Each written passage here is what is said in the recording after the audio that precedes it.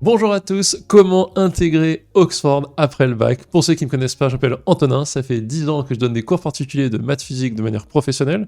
J'ai deux types de profils qui me contactent en général, des élèves qui visent le parcours école d'ingénieur prépa française, ce que j'ai eu la chance de faire, et des élèves qui veulent intégrer les meilleures écoles britanniques et américaines, parce que j'ai aussi eu la chance d'aller faire mon master, 2 ans d'études à Oxford. Aujourd'hui, je voulais partager un petit peu de mon expérience avec ces différentes procédures d'admission en vous montrant qu'est-ce qu'il faut faire pour être admis à Oxford, qu'est-ce qu'il faut en termes de notes et aussi de porte-monnaie. Deux grandes parties dans la vidéo, une première très pratico-pratique, un genre de guide tutoriel sur comment s'inscrire, quelles sont les deadlines, et une deuxième partie qui sera plus fidèle à la chaîne, des exercices issus du Math Admission Test d'Oxford.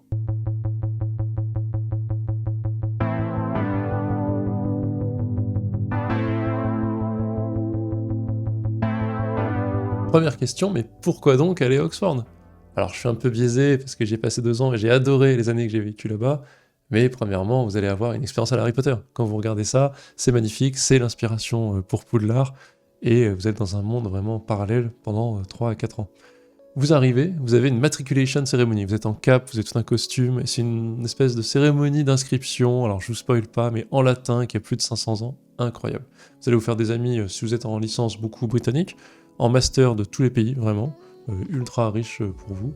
Deuxième raison, bien sûr, qui vient à l'esprit, c'est que pour les employeurs, français, c'est très connu, très reconnu, c'est ultra avantageux, et internationaux. Si vous voulez bosser aux États-Unis, en Angleterre, dans tous les pays du Commonwealth, bah vous avez un a priori positif de l'employeur. C'est-à-dire que vous pouvez tenter votre chance beaucoup plus qu'avec un diplôme excellent et peut-être même plus compliqué à avoir, on pourrait argumenter par exemple de Central Paris. Mais Central Paris n'est peut-être pas connu de tous les employeurs américains, Oxford oui. Dernier argument, dernière raison pour moi, l'enseignement, les conditions. Vous avez des cours d'amphi bien sûr comme dans tous les facs du monde, mais unique au monde, même pas trouvable aux États-Unis. Unique au monde, c'est l'enseignement des TD, qui se fait uniquement par groupe de 2, 3 ou 4. Vous êtes dans des petits groupes rapprochés avec des experts dans leur domaine, postdoc ou doctorant. C'est vraiment le meilleur que vous pouvez avoir pour l'enseignement et le suivi.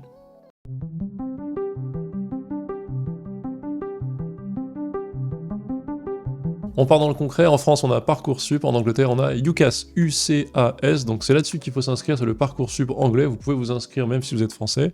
En gros c'est la plateforme sur laquelle vous pouvez faire vos choix d'université, donc si vous voulez postuler à pas mal de facs britanniques, c'est là-dessus qu'il faut faire, donc mettez pas que Oxford, hein. Allez vous inscrire sur à Imperial, à LSE ou n'importe quoi, c'est par là.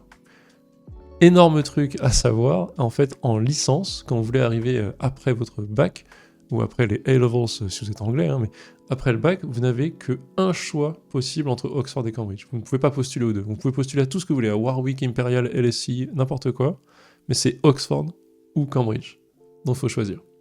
Deuxième élément, je vous présente quelques filières scientifiques assez ouf, je trouve, qu'il y a à Oxford. Donc il y a plusieurs filières qui s'appellent quelque chose and philosophy. Je vous en parle, il y en a beaucoup, donc je pourrais vous faire la liste des filières, on va regarder après, mais certaines filières, j'en parle comme ça en premier, sont Mathematics and Philosophy, Physics and Philosophy, Computer Science and Philosophy. Donc c'est des trucs uniques au monde, alors en tout cas, dites-moi en commentaire s'il y en a d'autres que vous connaissez, mais uniques au monde où on mélange les sciences les plus dures et la philo. C'est un parcours de 3 à 4 ans qui demande beaucoup d'implication intellectuelle et vraiment très complet, je pense, en termes de formation humaniste unique et vraiment top. Donc j'utilise cet exemple, en tout cas Math and Philosophy, pour vous montrer un peu quels sont les prérequis maintenant. Les prérequis, on vous dit Entrance Requirements A*A* avec les A* en maths et Further Math, donc en gros maths et maths expert. Alors, on vous demande ça, Required Subject Math, Recommended, ça veut dire qu'en gros vous n'êtes pas pris là-dedans, dans Math and Philosophy, il y a 20 places par an, donc Recommended Subject Further Math, ça c'est pour les gens qui font A-Levels, mais donc pour vous ça veut dire Math Expert. Et Helpful Subject, on n'a pas d'exemple. Quels sont les Admission Tests? Le MAT, donc ça on va en parler, Admission Test, le MAT est nécessaire pour cette filière, comme beaucoup des filières dont je vais parler aujourd'hui. Donc, si on regarde un petit peu, c'est très bien tout ça, quelles sont les... donc la structure du cours, on peut regarder, hein, Typical Week, je vous conseille d'aller lire, je mettrai les liens en description, on vous explique un peu comment ça se passe, c'est incroyable, c'est super. Mais ça, c'est le détail pour Math and Philosophy. Vous avez ça pour tous les programmes. Ce qui est intéressant, c'est les Admission Requirements. A*, A*, donc en maths et further maths, etc. Donc, en gros, on veut des super notes. Vous avez la chance, il y a un autre site, une autre page du site qui s'appelle International... équivalent, et vous avez ce que ça veut dire d'avoir A*, A*, A. Donc quand on vous demande A star, c'est-à-dire les cours les plus compétitifs, il y a des cours où apparemment ils demandent juste A, mais là par exemple maths and philosophie et tous les trucs de sciences en gros c'est A star, ça veut dire baccalauréat général avec en gros 16,5 minimum. Donc le français on s'en fiche. En gros quand on demande un A c'est 15, quand on demande un A star c'est 16. Donc il vous faut en maths au bac, plus de 16. De toute façon, à un moment, je pense pas qu'il y ait un Français qui ait été pris dans une de ces filières sans avoir au moins 18 de moyenne dans la matière scientifique. Donc voilà, en tout cas, quel que soit le programme que vous regardez, il y a du A star, c'est du 16 en gros. Et c'est ce qu'ils vont appliquer non pas que au bac, mais aussi à votre dossier et à vos notes. Alors, si on parle d'autre chose, il y a ensuite les tests. Il y a des tests qu'il faut passer pour beaucoup de filières scientifiques, donc par exemple le MAT, c'est le Math Admission Test. C'est un test que vous avez peut-être déjà vu sur ma chaîne. Je fais souvent des exercices parce que je les trouve vraiment chouettes. C'est un test qu'il faut passer. Il faut le passer pour tout ce qui est computer science. Hop, computer science and philosophy, mathematics and computer science, mathematics and philosophy, mathematics and statistics. Pour tout cela, il faut passer le MAT. Donc, ultra important. Ce Math Admission Test, il faut regarder, ça vous coûte un certain prix d'aller le passer. Hein. Il faut s'inscrire. Il y a quelques centres en France, quelques dates. Il faut se préparer. C'est pas évident. Hein. Donc, moi, c'est une de mes spécialités, c'est de préparer des gens à ça. Chaque année, j'ai quelques élèves que j'accompagne pour préparer ça. C'est pas évident parce que ça demande des connaissances très particulières, notamment sur tout le programme de terme, alors que vous le passez en octobre. Très important, la date d'inscription finale pour s'inscrire à Oxford. Cette année, il me semble que c'est le 15 octobre 2024, pour donner son inscription à Oxford pour le processus d'inscription. Donc il y a d'autres facs anglaises qui sont en janvier, mais vu qu'Oxford demande pas mal de choses comme on va voir, il faut s'inscrire avant le 15 octobre 2024. Avant le 15 octobre, et donc il faut avoir fait son Math Admission Test, etc. Donc voilà, c'est un test de maths pas évident. Je vais vous montrer quelques questions à la fin d'illustration en deuxième partie de vidéo. Vous avez aussi, pour d'autres filières scientifiques, le PAT, le Physics Admission Test. Le Physics Admission Test, si on regarde un petit peu, lui, il est pour les filières Engineering, Biomedical Engineering, Chemical Engineering, vous avez toutes les filières ici, Civil Engineering, etc. Donc là, c'est pour d'autres filières un peu moins mathématiques, on vous demande de passer le Physics Admission Test. De mon avis, les mathématiques exigées au Physics Admission Test sont beaucoup plus simples qu'au Math Admission Test, mais dedans, vous avez des questions de physique. Donc voilà, c'est un concours qu'il faut passer, donc si vous passez celui-ci, normalement il n'y a pas besoin de passer l'autre, ça dépend des filières auxquelles vous postulez. Donc tout ce qui est engineering et matériaux, en gros, c'est ça. Donc vous pouvez voir des exemples sur le site si vous voulez. Autre question pratique, ce sont les prérequis nécessaires en anglais. On pourrait se dire, attendez, moi je suis une quiche en anglais, comment je fais? Eh ben, en fait, exemption, c'est pour les gens qui parlent déjà anglais. Voici les différents prérequis. Alors, c'est là que ça se corse. Les prérequis sont très difficiles. Quand j'ai postulé, moi, donc pour le master, encore une fois, hein, j'étais plus vieux, je sais que j'ai essayé de postuler, j'ai regardé beaucoup de facs, j'ai regardé les standards qu'il y avait aux States, en Angleterre. Si vous voulez, à Harvard, le standard pour le TOEFL, celui que j'ai passé moi, c'était 90 sur 120. Je pense que c'est parce qu'ils veulent pas punir des élèves qui sont pas très bons en anglais, mais qui sont très bons en maths et physique notamment. Mais à Princeton, c'est 107. En Angleterre, la LSI, c'est 100, il me semble. Je devrais savoir, mais vous le verrez dans la vidéo spéciale comment rentrer à la LSI. Et je sais qu'Oxford, c'est comme Cambridge, 110. Donc c'est les deux scores les plus élevés au monde en anglais. C'est pas simple. Moi à l'époque, j'ai planté le TOEFL, j'ai dû le repasser 2 semaines après, j'ai beaucoup bossé, j'avais tapé un 107 qui me permettait d'aller partout dans les facs du monde si je voulais, mais j'ai pas eu 110, et 2 semaines après, je l'ai passé et j'ai eu 113. Donc, vous imaginez bien qu'en 2 semaines, mon niveau d'anglais n'a pas augmenté, c'est juste qu'il faut apprendre à se soumettre aux normes de ce test, et vous avez en plus un truc qui pardonne pas, c'est-à-dire que si vous plantez votre speaking, vous avez genre 30, 30 et 30, mais vous avez 24 au speaking, ça passe pas. Donc c'est-à-dire que vous avez besoin d'être très bon sur chacune des différentes sections de tests du TOEFL. Donc ça, pas évident, ça coûte aussi un certain prix, alors il me semble que c'est environ 200 balles, $200 de s'inscrire à une session du TOEFL, il y en a beaucoup, chaque année il y en a pas mal, regardez sur le site du TOEFL ou du IELTS, moi je suis pas financé par eux, donc voilà. Regardez en gros tous ces tests, ils ont des séances, vous le passez dans une salle à Paris, il faut s'inscrire. Donc voilà, c'est encore une difficulté. La langue, il faut que vous soyez extrêmement bon en anglais. Si vous êtes une quiche en anglais, malheureusement, ça va pas être possible. Personnellement, je n'aurais jamais pu entrer à Oxford après la terminale, parce que j'étais une énorme quiche en anglais, et c'est beaucoup plus tard, à 23 ans, que je suis rentré pour mon master. Donc voilà, ça c'était un truc important. Le MAT, ok, donc ça c'est le test écrit qu'il faut faire, donc vous allez devoir envoyer quoi?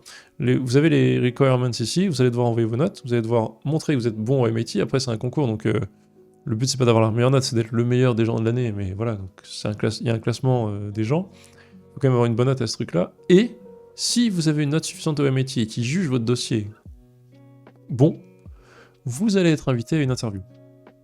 Et l'interview, elle peut se faire en Zoom, bien sûr, si vous n'êtes pas capable d'aller en Angleterre. Il me semble que pendant le Covid, c'était le cas. Et aujourd'hui, soit il faut y aller. Il me semble qu'il doit y avoir des exceptions pour les gens qui sont très très loin. Pour les Français, je sais pas. Je pense que peut-être qu'il faut y aller. Peut-être que Zoom, c'est possible. Franchement, à vous de voir, selon où vous habitez. Et au pire, vous prenez un Eurostar. À l'oral, on va vous demander plusieurs trucs. On va vous tester. Donc vous allez dans les filières scientifiques, on va vous tester en maths. On va vous demander 2-3 trucs sur la motivation qui vous êtes, mais on va vous demander des trucs de maths et on va vous faire une espèce de colle en maths, quoi. Donc faut être prêt, c'est pas évident. Et j'en parle surtout, parce que bon, il faut le faire, mais en général, si vous arrivez à l'oral, si vous n'êtes pas mauvais, en sciences, en maths, etc., surtout, on va pas avoir de pitié pour vous si vous parlez pas bien anglais. Il n'y a pas de pitié, genre, ah, c'est un étranger, c'est un Erasmus, c'est cool. Non, en fait, c'est Oxford, c'est dur de rentrer, on a 20 places, tu veux rentrer, il n'y a pas de gentillesse, en fait. C'est tu veux rentrer, ok, t'es juste anglophone, en fait. Enfin, si t'es pas capable, tu rentres pas. Et je vous le dis comme ça parce que j'ai eu un prof de macroéconomie qui nous racontait des histoires où, avec un élève allemand qui avait un accent et qui n'avait pas compris certaines des instructions que lui avait données, le prof, qui était anglophone, il n'a pas répété gentiment, il a dit il avait qu'à comprendre et on l'a pas pris. Voilà. Donc le pauvre allemand de 17 ans, il s'est fait tège. Donc il y a une exigence quand même très élevée.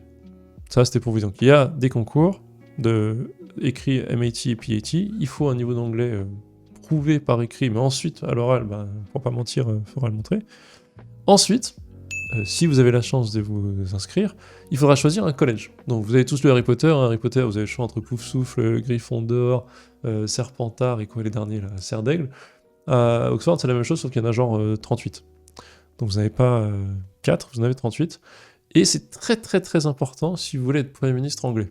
Alors là, il faut vraiment être dans les bons collèges les plus connus, les plus riches. Chaque collège a un endowment, c'est-à-dire une richesse propre. Certains collèges ont plus d'1 milliard de valeur de richesse, parce que ça fait 600 ans qu'ils accumulent de la thune. Donc il y a des collèges très riches, avec beaucoup de moyens, etc., qui sont très connus. Donc par exemple, St. John, c'est incroyable. Et c'est très très important pour votre réputation, et les Anglais dans les élites savent quel collège qui est stylé ou pas. Alors, vous êtes français, vous en avez rien à carrer. Stratégiquement, je dirais donc, conseil pour les Français, vu qu'en fait vous postulez à un collège, donc c'est très particulier Oxford, hein, c'est pas un système centralisé, quoi, c'est comme les États, les States aux États-Unis si vous voulez. C'est des collèges qui ont chacun l'autorisation par l'université de donner des diplômes et d'enseigner. Mais chacun est assez indépendant dans sa structure, c'est comme des entreprises différentes. Ils ont tous une histoire, un budget, etc. Donc vous postulez à un collège dans lequel vous allez vivre, manger, avoir vos cours. Si vous êtes en grade, vous postulez en master, c'est pas le sujet de la vidéo, mais en master c'est un peu différent. Vous allez dormir et vivre dans un collège, mais vous aurez vos cours dans un département de recherche. Si vous êtes en licence, vous allez vraiment vivre là et avoir vos cours là. Et vos TD en groupe de 2, 3, 4 seront dans le collège, avec des profs du collège. Donc voilà, il faudra le choisir.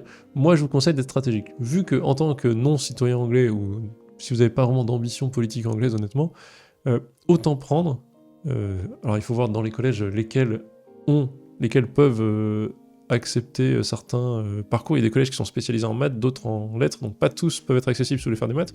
Mais disons que si vous avez le choix entre 12 collèges, peut-être soyez stratégique et demandez le 12e dans la liste de popularité. Parce que vous en fichez, vous voulez le diplôme Oxford, vous avez le pied dedans, vous y allez, c'est bon. Vous maximisez vos chances en ne demandant pas peut-être les plus connus. Moi à l'époque, honnêtement, je ne savais tellement pas que quand j'ai postulé en master, alors en master ça compte vraiment plus du tout parce que vous avez vos cours dans un département de recherche, encore une fois, j'ai mis une case cochée pour moi, je sais pas, et je suis tombé dans le meilleur collège, je suis obligé de dire ça parce que c'était le mien, St. Edmund Hall, qui est un petit collège du centre-ville, très vieux, très sympa, alors il me semble un des plus vieux en l'occurrence, mais qui n'est pas inconnu. Et en fait, on s'en fiche. Voilà, donc quand vous aurez le choix à faire, il faudra pas paniquer, il faudra regarder la liste, et plutôt prendre ceux qui sont... Après, je dis ça pour maximiser les chances, moi je pars du principe où vous voulez rentrer dans l'université d'Oxford, plutôt prendre un pas connu, éviter tout ce qui est Christchurch ou Trinity, c'est-à-dire les plus connus, les plus beaux que les touristes visitent, et essayer de maximiser vos chances comme ça. Donc voilà, ça c'était pour les collèges. Un dernier truc, donc le point fâcheux dans les points pratiques, le prix. Alors il y a une époque où il n'y avait pas le Brexit, et c'était mon époque, et à l'époque où, alors je vous parlais de 2-3 époques, il y a une époque où ça coûtait 3000 livres l'année. C'était le prix financé par l'État anglais pour les élèves anglais et tous les élèves européens. Puis, et ça a fait scandale dans les années, il me semble, peut-être 2012, 13, peut-être un petit peu avant, on est passé de 3000 livres, le maximum que l'État avait imposé comme possibilité pour les facs, à 9000. Donc toutes les facs, quand on leur dit max 9000, mettent 9000 par an. 9000 livres. Il me semble que c'est encore le prix pour un Britannique. Il faudrait vérifier, je sais plus trop où c'est. Pour un Britannique, c'était 9000 livres, et donc bon, ça faisait 3 fois 9000 livres, c'était compliqué, et pour les Français aussi, donc c'était Britannique plus européen. Et il y a toujours dans les facs comme ça, dans les facs anglaises, il y avait toujours le prix pour les locaux et européens, et le prix pour les étrangers overseas. Maintenant qu'il y a eu le Brexit, le overseas, c'est aussi nous, les Français. Et alors là, ça fait mal, parce qu'il n'y a plus aucune subvention, et donc vous payez vraiment la qualité que j'ai décrite, en fait, elle coûte cher. Et étant donné qu'il n'y a pas vraiment de subvention d'État, il y en a un petit peu là-bas, bien sûr, mais je vais pas rentrer dans le détail, mais ils se permettent de mettre des prix complètement fous. Et donc, c'est entre 33, 35 et 60 000 livres l'année. On est dans un prix de fac américaine. Bon, moi, j'aurais pas pu me le payer. Donc, soit vous avez la chance d'être riche, félicitations à vos parents et vous pouvez juste le payer, c'est très bien. Ça, grand bien vous fasse. Soit vous êtes en galère, mais vous avez la chance d'être pris, donc vous avez plusieurs choix. Essayez de trouver un prêt. Alors la difficulté, c'est que vous n'aurez pas de prêt en Angleterre et que vous n'êtes pas anglais. Essayez de trouver un prêt pour vos études en France. Je pense que si vous avez... vous êtes admis dans une des meilleures facs du monde, dans un parcours scientifique qui garantit limite un travail et une très belle carrière, c'est jouable. Vous avez des prêts à taux zéro, il faut vérifier avec votre banque ou les différentes banques s'il est facile d'avoir un prêt, non pas pour financer votre école de commerce française, ou votre fac française, mais une fac à l'étranger. Je pense que ça se négocie bien, il faut prendre des rendez-vous dans les banques. L'autre option, et qui est moi une de celles qui m'avait permis d'étudier à l'époque, c'est les bourses. Donc je vous ai préparé ça, vous pouvez voir, je mettrai tous les liens en description. Il y a pas mal de bourses, donc il y a beaucoup de bourses pour les Anglais, etc. Et ensuite, il y a des bourses gérées par la fac, spécifiques, donc la liste est ici. Et dans ces bourses, c'est des choses très spéciales. Donc par exemple ici, c'est spécialement pour les élèves de Chine continentale. Bon, si vous avez la chance d'être binational, vous pouvez, chinois, vous pouvez utiliser ça. Vous avez la Hill Foundation, donc si vous êtes binational russe par exemple, vous pouvez utiliser cette bourse et postuler. Donc il y en a pas mal. Islamic Studies, donc j'imagine que ça, oui voilà. Donc il faut être resident in the UK, bon, c'est encore autre chose. Vous avez pas mal de choses ici. Si vous avez un double diplôme ici, vous pouvez le tenter. Voilà, il y a des bourses spécifiques pour des régions.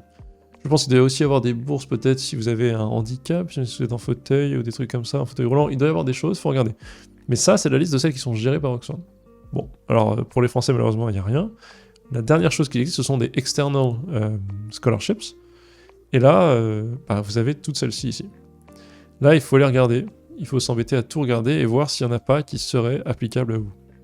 Une qui est connue en France, c'est celle du British Council. C'est le British Council, donc le conseil britannique, qui a également des bourses qui peuvent aider les gens à étudier en Angleterre. Il faut regarder, il y a tout ça, il y a pas mal de choses.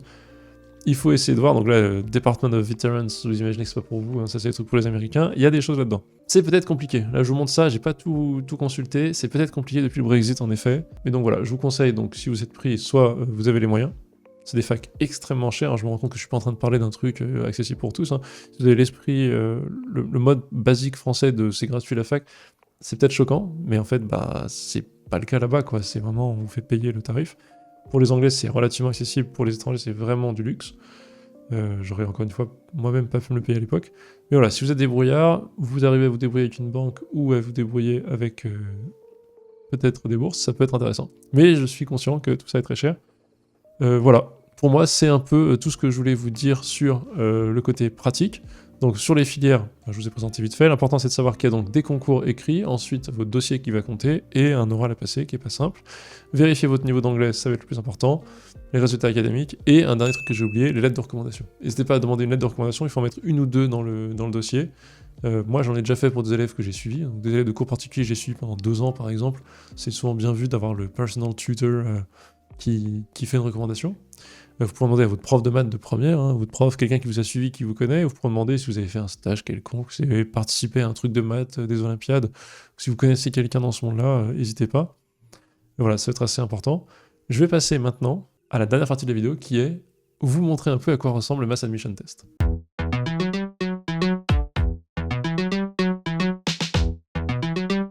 Alors enfin, on va parler un peu du Math Admission Test plus en détail. Donc comme vous voyez, il est utilisé par Warwick et Imperial College, mais il est bien créé par le département de mathématiques d'Oxford, c'est juste que d'autres facs l'utilisent pour leur sélection. Alors en quoi ça consiste? On vous dit que c'est pour pas mal de départements, donc Mathematics, Computer Science. Vous avez 2h30 pour le faire, et ça se décompose en 2 morceaux. Un morceau qui est 10 questions QCM, 10 questions rapides entre guillemets. Donc vous avez 10 questions, A, B, C, D jusqu'à J, censé être rapide, mais avec des choses quand même pas évidentes. Là, je fais exprès de montrer ça, par exemple. Vous le passez en octobre et vous avez des intégrales. Donc, il faut connaître votre programme de terminale sur le bout des doigts. Ce sont des questions souvent à astuces, des questions un petit peu techniques. Donc voilà, assez complexe, mais intéressant. Et ensuite, vous avez, il me semble, 5 problèmes à résoudre. Donc si on regarde un petit peu au début, selon vos filières, vous allez avoir 5 problèmes. Donc par exemple, Math and Statistics, Math and Philosophy, vous allez avoir les questions 1, 2, 3, 4, 5 à faire, mais ils mettent des questions spécifiques pour Computer Science, par exemple. Vous avez non pas 1, 2, 3, 4, 5 à faire, mais 1, 2, 3, 5, 6. Donc 5 problèmes à faire. La répartition des points, si j'ai bien compris, c'est en gros, il me semble, 40% des points sur les 10 questions QCM, 60% sur les 5 problèmes. Donc sur les 2h30, il faut passer 1 heure sur les QCM, donc 6 minutes par question, et 1h30 sur les 5 problèmes. Ce qui vous donne, ça fait quoi 1h30, 90 divisé par 5, en gros 18 minutes par problème. Voilà. Donc c'est pas évident, mais c'est ça la structure. Faut s'entraîner beaucoup, faut faire beaucoup d'anciens sujets pour comprendre un peu la dynamique et comprendre ce que veulent les correcteurs. C'est pas vraiment similaire à ce qu'on a en France. Donc voilà, pas mal d'entraînement, mais jouable en étant assez sérieux. Question A. Dans cette question, on vous donne alpha égale log base 10 de 2, bêta égale log base 10 de 3, gamma égale log base 10 de 7. J'appellerai ça log maintenant systématiquement. Chacun de ces nombres est à une certaine distance d'un entier, en effet. Lequel est le plus proche d'un entier? Bizarre, donc les nombres c'est 2 bêta, 5 alpha plus bêta, etc. Le premier truc à faire, c'est vite comprendre qu'il faut écrire tous ces nombres de manière comparable entre eux en utilisant les règles du log. Du genre log de AB égale log de A plus B, plus log de B. Et donc, le premier, ça nous donne log de 2 bêta, enfin 2 bêta égale log de 3 au carré, c'est log 10 de 9, donc log de 9. Le deuxième, c'est log de 96, et en fait, pour comparer au premier, je vais écrire 96 comme 10 fois 9,6, et je vais pouvoir me dire que log 9 est pas très loin d'un entier, parce que le prochain entier, c'est log 10, et celui-là est beaucoup plus proche, parce que c'est log 9,6. On fait exactement la même méthode pour le suivant, on obtient log 9,8, encore plus proche d'un entier. Quelques calculs un peu chiants pour la D et la E nous montrent qu'on a des choses beaucoup plus loin d'un entier, et on peut donc conclure que c'est la C. Voilà. Question suivante, lequel de ces nombres est un carré? Bon, alors on a plusieurs nombres, il faut trouver le carré exact. Bien sûr, on n'a pas de calculateur disponible, donc qu'est-ce qu'on regarde? On analyse un petit peu les propriétés. Ce nombre-là, très vite, on voit que c'est 10 puissance 8 qui est un carré moins 1. Ça n'existe pas deux carrés qui se succèdent, donc c'est pas celui-là. Deuxième nombre, celui-là, 3 le divise. Donc on a 3 fois 41, 111 111. Or, celui-ci n'est pas un multiple de 3, donc on a 3 puissance 1 uniquement qui divise le nombre, pas 3 puissance 2. Il faudrait 3 puissance 2 pour avoir un carré, on l'élimine. Celui-ci, il y a 10 puissance 3 fois quelque chose. En gros, l'ensemble des facteurs de 10, c'est en puissance 3. C'est donc pas possible de l'avoir en carré, parce que pour un carré, la décomposition des facteurs, chaque facteur doit être en nombre pair. Donc ici, c'est mort. Celui-ci, 5 le divise, 25 ne divise pas parce que 35, ce n'est pas un multiple de 25, c'est soit 25, 50, 75. Et donc, il ne reste plus que ce candidat. La C est super chaude, ultra intéressante, je vous laisse en commentaire essayer.